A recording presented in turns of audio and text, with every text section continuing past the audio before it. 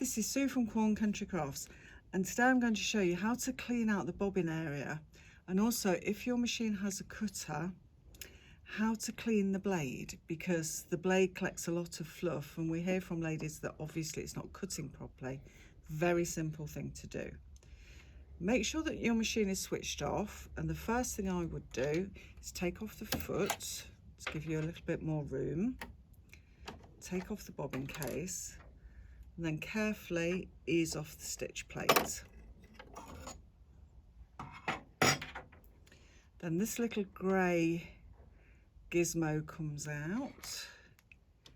Take out the bobbin and the bobbin housing. Actually, this one is not too bad. So give it a clean round with your brush. It's amazing how much fluff does collect in this area. You can see just there, quite disgusting. And then the blade. You have to be very careful with the blade. It is very sharp.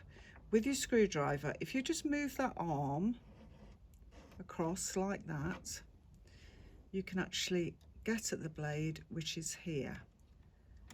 And if you flick it up, take it out of the way, there's a little bit of Velcro here, and fluff collects on this Velcro. So if you just give it a bit of a clean with your nail, you can actually see how much fluff is off of it. Give it a little brush around there as well. And then carefully have a look at the blade, make sure that there's no fluff on here, and then offer the blade back. Now the blade fits in just behind that little square hole there. So if you offer the blade back there, let it slide down. And if you switch the machine on, whilst I'm waiting for it to calibrate, I'll just give it a little clean around the feed dogs because they're pretty dusty.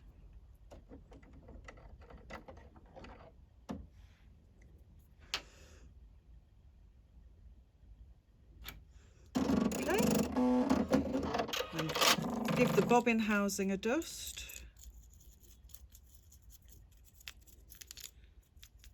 As well. Pop that back. You will notice now you've switched the machine on, the blade arm has actually gone back to the correct position. So then put your little grey cover back on.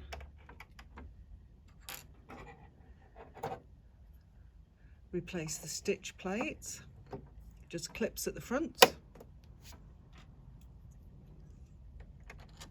Bobbin in.